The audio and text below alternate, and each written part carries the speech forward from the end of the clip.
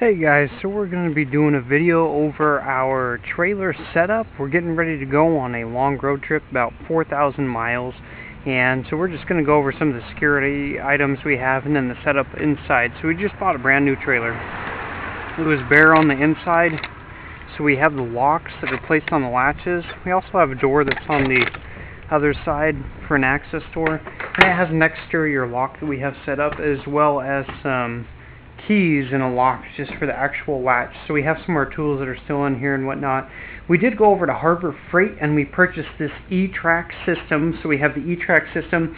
What I did is I measured the trailer. It's a 6 foot wide by 16 foot long, and so I measured 2 feet in from each side, and that's where we put the E-Track. So we placed the E-Tracks in here. I have 2 of them on here. The reason why we put the spacing here is because I'm going to be loading up a motorcycle in here, and I want to be able to distribute the weight evenly. For the beginning of the trip, we're going to put the bike right here in the middle, and then we're going to pick up some other items later, and we're going to put that weight on the other side and put the bike on the other, so it'll balance it out a little bit easier. So we do have the E-Track system. The E-Track system does come with a lot of different options as far as clips and whatnot go, so this is one of the easiest ones. I also picked up these at Harbor Freight, and so they just clip right in place. These have about a 3,000 pound load limit, I believe is what that packaging said, and so that's what we're going to be using to secure most of our load. And then I also purchased these from Harbor Freight. It was a packet of 2 D-rings here for about $3 or so. So we just used some 3/4 inch screws to go into that. So we put one at the beginning, the 7 foot mark, and 14 foot mark. And so that's where we have just some of our D-rings in there right now. Past that, after we start loading up our vehicle and stacking everything up, we're going to take these other D-rings and we're going to place them on the wall as needed, wherever it's going to fit best.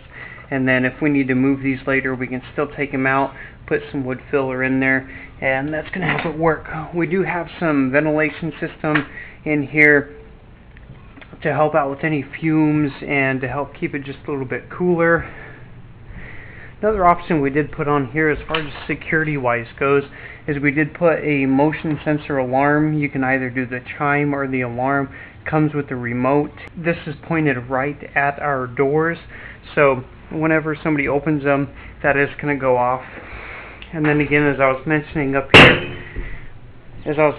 up here, we do have a door latch, and we have keys for that. So it's locked right now, but you can also lock and unlock it from this rear side. So that's some of the security options and cargo options that we're going to be doing to secure everything in place. We're going to use our cargo straps in addition to these E-Track rings, and then the D-rings we've installed across the trailer to help keep that in place. Another thing that we just ordered, which hasn't came in yet, and again we do have another lock here, and then you can see where the keys would go to lock that handle for that side access. Another thing we ordered but just hasn't arrived yet is we do have a lock for this latch right here. And so what it's actually going to be, the best system I could find is it has a ball on it, and it'll go right up into the receiver slot, and then it'll lock right over top of it so that nobody can stick, because even if we lock this top latch, if somebody has a smaller ball, they might be able to put it in there and still haul it off a ways until they can get some